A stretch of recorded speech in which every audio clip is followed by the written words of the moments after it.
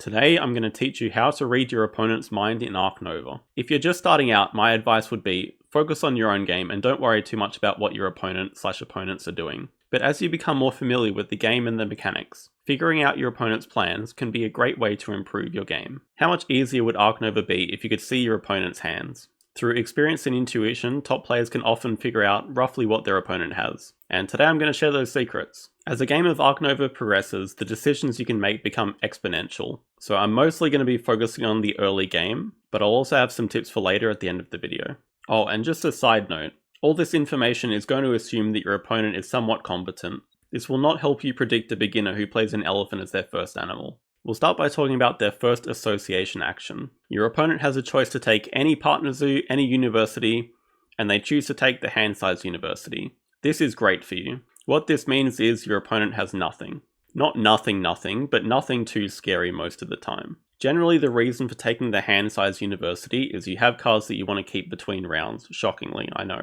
This could indicate some long-term cards like an eagle for a late-game determination, or a project that can't be used in the first round, or sponsors that have requirements like Science Museum. Your opponent just does not want to discard these during the first break. If your opponent has the choice of everything and they take the 2 reputation uni, things get a bit dicier. Your first thought should be, they need the science requirement for something. This could be a sponsor such as archaeologist or spokesperson, both of which are quite scary. If they have spokesperson, it means that they're very likely to get an upgraded card in round 1, but it also means that they're very likely to get their second worker in the second round without having to support a project. If you see that spokesperson come out, you should be thinking, I should really hurry up the first and second rounds. I don't want my opponent to get 2 workers and be able to spend them both. I also don't want my opponent to be able to upgrade build or sponsors in round 1 and then make full use out of it. Archaeologists can be map dependent. If it's something like Silver Lake or outdoor areas, you can just cry and maybe resign the game. No, not quite that dramatic. But it's one of the stronger cards and you're in for a battle. Similar to spokesperson, I think you should be trying to rush through the game. They could need the science tag for an animal. The most common one would be the Tasmanian Devil. If they cover the 1 reputation spot on their map and play the Tasmanian Devil for a reputation, it gives them a round 1 card upgrade. If they build a petting zoo, they could have the horse to give that reputation for a card upgrade as well. Another reason that your opponent might take the 2 reputation uni is if they have a sponsor such as Foreign Institute or Zoo School. This would also allow for a round 1 upgrade. Particularly with both of these, it can be nice to upgrade build before your first build action. The other main reason would be is if they have a sponsor that requires 3 reputation to play, such as Aquarium, Meerkat Den, and Penguin Pool. While you can take the hand-sized uni and build over the reputation spot on your map to get that 3 reputation, sometimes the tempo is just better to take the science and 2 rep uni. They could also be taking it just to deny it from you. If your opponent takes the 2 science uni while both the other unis are available, things are getting very spicy. The only explanation is they need the science tags for something, because there's no other reason you'd give up the early reputation otherwise. There are some animals with a double science requirement. I don't know that I'd necessarily go out of my way to build any of them in round 1. I don't think they're worth costing the early reputation to do so, but it could be for something like the red panda to give a multiplier on sponsors, could be for the tamarin to give an early reputation and conservation point, it could be for something like a round 2 Sumatran tiger, which I don't really recommend as a first animal, but it can be nice getting 2 conservation points from one animal to get you that card upgrade instantly. And while it could be things like the boa constrictor or the cobra, I think that's personally just a waste of time. Those abilities are much better to see in the late game. The other common reason you'd see this is sponsor related. Release of patents would be the main reason you'd see the double science uni taken. Having those 2 science tags means you can play release of patents, get 2 conservation points from it, and get an instant card upgrade. Otherwise, they might have something like guerrilla field research and another science tag sponsor in order to play them. If you see a top player doing this, you should probably think you're in trouble, but if you see a mid-range player doing this, it's probably a mistake. Moving on to partner zoos. So while I think the majority of players tend to start with universities, there doesn't have to be anything too suspicious about a partner zoo start. If the continent is one of the base conservation projects, then it's something that you'll see a lot. People take the partner zoo, play 1 animal of that continent, and then support the project at 2 in the following round. That's a very common play pattern. The other reason would be if that person has a breeding program in their hand. They need the partner zoo to play the animal and then support the breeding program. That's another very common reason you'll see a partner zoo being taken. But there are some animals that are worth playing even if they don't have a breeding program or the base conservation project. If my opponent takes the Asia partner zoo, I'm thinking of 3 animals in particular. The first would be the Horsefield's tarsier. This is a great early animal because of the 2 reputation that it gives, but it can also catch people by surprise with the 4 jumping ability. It can allow the opponent to play animals and then have the break cause before you get to play animals, so that's something to watch out for. If they build a size 3 enclosure, then it really comes down to 2 animals, the Indian peafowl or the Japanese macaque. The peafowl is nice because it gives an early 2 posturing, allowing you to build a kiosk and a pavilion. It also just gives some really nice early appeal. 7 appeal is great for your first animal. The other option is the Japanese macaque. If the enclosure is touching water, you should be especially wary. This is an animal that you have to play around because an early pilfering is just brutal. If you've already played something like a zoo school or guided school tours that gives you 1 conservation point, the double pilfering is especially brutal. But even just a single pilfering in the early game is just so costly. If they do have a 3 size enclosure with the Asia Partner Zoo, it can be best to just not play animals, or at least not get yourself over 5 appeal before your opponent plays animals. The America's Partner Zoo is also quite common to see, mainly because of the Scarlet Macaw. This gives 3 early posturing, which just really sets up your income. Most of the time you'd use it to build 1 kiosk and 2 pavilions directly around it.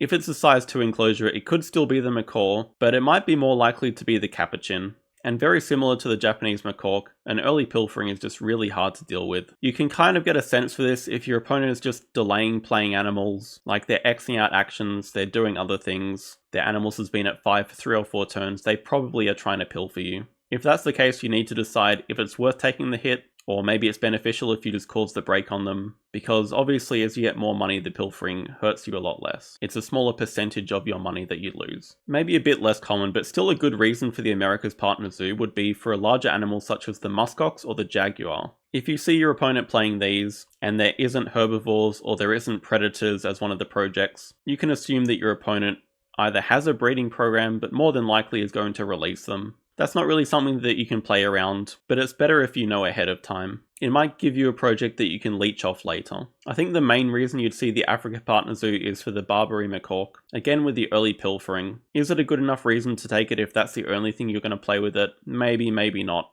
but I see opponents do it quite often. The other fun little twist that you have to watch out for with this is that it might be the hippo that's being played, and it can be very hard to tell. The hippo is one of my favourite first animals to play, because it gives you the sponsor's action straight after you've played animals. A lot of the time your opponent might expect to be pilfered, so they delay playing animals for the round, but if you get them with the hippo, you can play your animals and then directly cause the break straight after. This will often cause your opponent to have a very poor income going into the second round, and maybe have to discard cards as well. So that's something that you always have to keep in the back of your mind. I have seen people building a size 3 enclosure and playing the leopard as their first animal. If there's no Africa or predators as one of the projects, I would assume this means that they have a predator breeding program, but some people do just play the leopard as their first animal.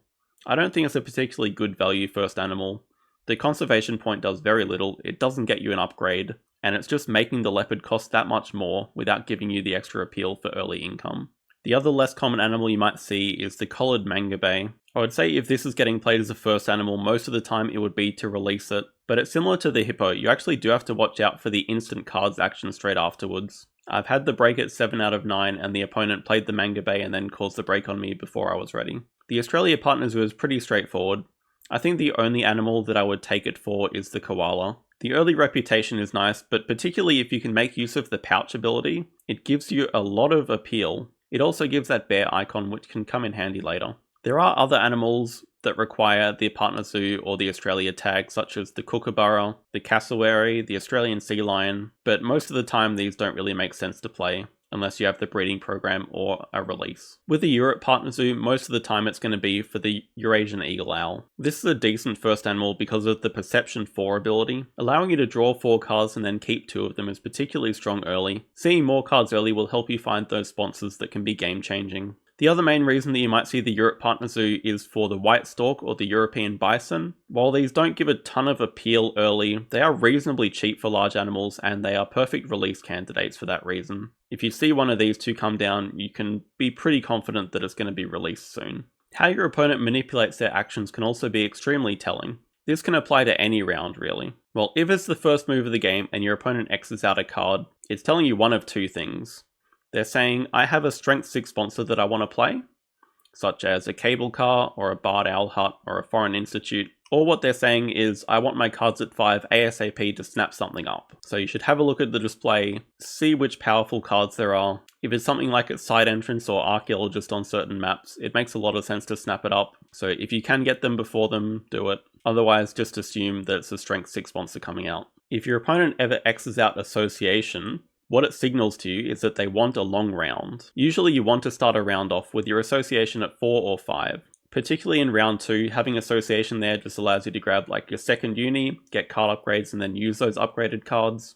It's very awkward if you have to like use build at 5, then wait for Association to come up to 4, then get your upgrades and then awkwardly build again. So if your opponent's Xing out Associate, it means they expect the round to go for another 3 or 4 turns most likely, at the very least. And if it's the first round and they do that, it usually means that they have sponsors that they want to play. So you should reconsider how long you want to stay in the round for, and if it's worth pushing that break forward. Similar story if they X out sponsors or cards. It means that I want a long round. This is pretty straightforward. They would rather get an X token than move the break marker forward at all. There are good reasons for doing it, such as having 2 association workers that they want to spend, or they just have a lot of money and they want to play animals twice. Obviously it depends what you have in your hand, but it would generally mean that you should put a higher priority on causing the break. If your opponent's telegraphing that they want something, it's usually best not to give it to them. It's the first round still, and your opponent has not used their association worker in the first 3 or 4 moves. It can be a good idea to avoid using your association worker early, because you only have one of them in the first round, and that association is going to come back up to 5 and be in the way later. But sometimes you can tell if your opponent's just waiting and waiting.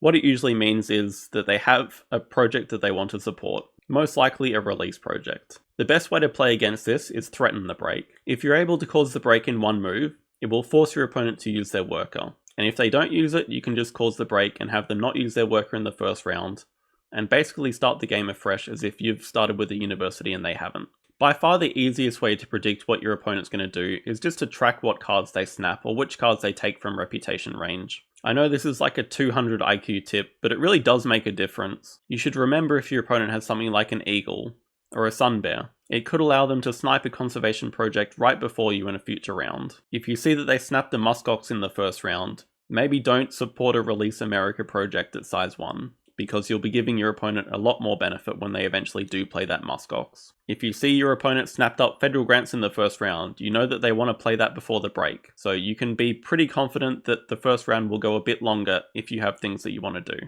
You also know that it's going to be on you to cause the break if you don't have things that you want to do. If your opponent hunted the European Common Adder and they took a Euro Partner Zoo, chances are you will be hypnotized eventually. If you're playing a turn-based Ark Nova game on Board Game Arena, then using the notes feature is a great way to help you keep track of this information. If you're playing in real time, it's much easier to forget things, but remembering that one key piece of information could be the difference between winning and losing. If you have any tips of your own, feel free to share them in the comments. Otherwise, thanks everyone for watching and see you next time.